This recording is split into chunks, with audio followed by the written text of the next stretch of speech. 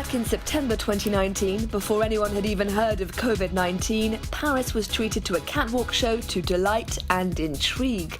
Serene, Spartan silhouettes made their way down the runway, only to be replaced by an explosion of colour. Classic and Baroque side by side, austerity next to opulence, ready to wear alongside haute couture.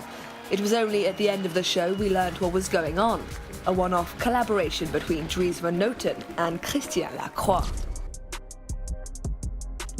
Today, collaborations have never been more popular, providing an opportunity to fuse artistic influences.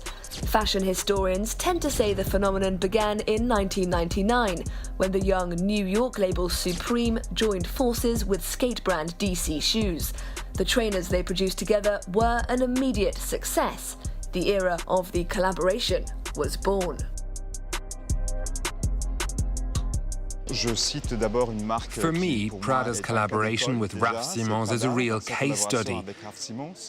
And actually, one of the label's most recent campaigns is an interrogation of this idea of novelty. Does new really mean anything anymore? No, nothing is actually new. But at the same time, there is a sense of newness that comes from seeing a pre-existing phenomenon in a new context, in our present.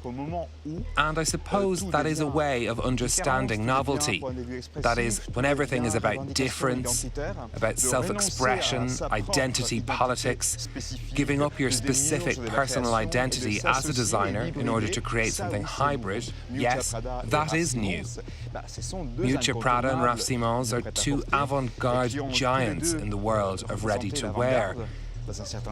And to see them coming together at this point in their respective stories under a single vision, that is really interesting.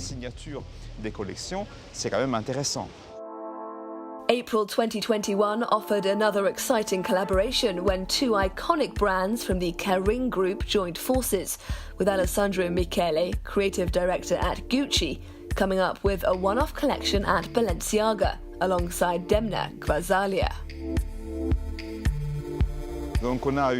So we have here a huge French haute couture label and a wonderful artisanal ready-to-wear label from Italy with expertise in leather.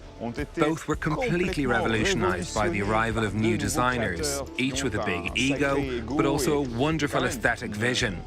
Seeing them work together, at the very least they reference each other a lot. Well, not only does that reignite desire, but it also fosters new desires. Do we still want to see things that are unique? Yes, but not things created by just one person. This is about another vision of uniqueness. It's about embracing the pillars of good design that have existed in ready-to-wear for such a long time now.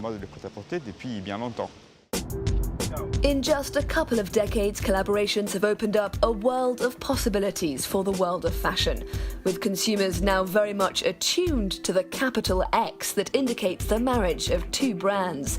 Take La Draft Paris Apnée. La Draft is a very young label with all three of its owners still relying on their non-fashion jobs to pay the rent. Their vision is all about recycling and upcycling. All three of us used to buy a huge amount of clothes. Then we thought, why do we buy so much stuff that we wear so little? There's something to learn from this. So, using those clothes as our point of departure, we reworked them and turned them into something new. It evolved over time, and we had the chance to collaborate with a fair few labels that placed their trust in us. You know, a lot of labels have a lot of unused stock or faulty stock that they're not intending to use.